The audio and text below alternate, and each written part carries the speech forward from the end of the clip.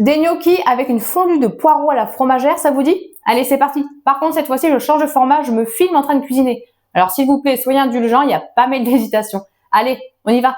Bon, allez, c'est parti. On commence par couper les poireaux. Bon, là, j'ai pris 3 blancs de poireaux, mais vous pouvez prendre le nombre que vous faites. En général, je fais un poireau par personne à peu près pour avoir une portion, une bonne portion de légumes. Bon, je vous épargne le coupage de poireaux. À de suite. Bon, c'est bon. Je les ai coupés, je les ai lavés. Maintenant, c'est parti pour la cuisson.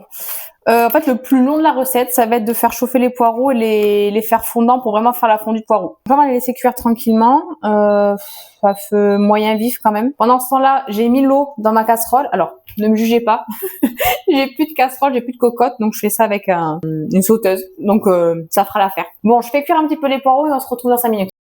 D'ailleurs, si tu veux d'autres idées recettes rapides, idéales pour les routines du soir, n'hésite pas à aller voir mon ebook. De retour à nos poireaux. Ils commencent à être bien fondants. Bon, je les ai un petit peu oubliés à la fin, donc ils sont bien dorés.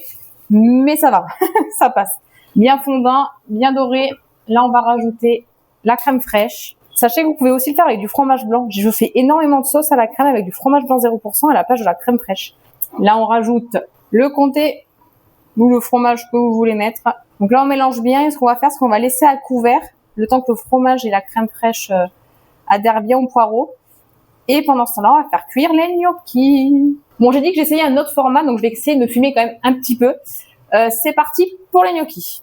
On essaie de pas trop éclabousser. C'est là, voilà, exactement pas comme je suis en train de faire.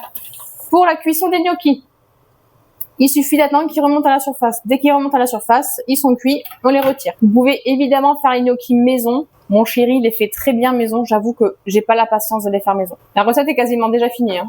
Là, on finit de faire les gnocchis, puis après on met tout dans l'assiette et c'est pris, il n'y a plus qu'à manger. Je suis de nouveau là. Allez, je débarrasse ça. Et après, plus qu'à dresser l'assiette et c'est bon. Après, si vous êtes vraiment gourmand, vous pouvez aussi repasser les gnocchis à la poêle pour donner un petit côté croustillant. L'idéal, c'est de faire des petites crudités à côté ou de faire une portion de protéines avec du poulet, du tofu ou des protéines végétales comme les pois chiches. Hop. Les poireaux fondants et fromagés. Et parce que on aime ça et qu'on est gourmand, un petit peu de comté par-dessus. Quelques petites noix concassées sur le dessus. Et voilà. Et si on goûtait?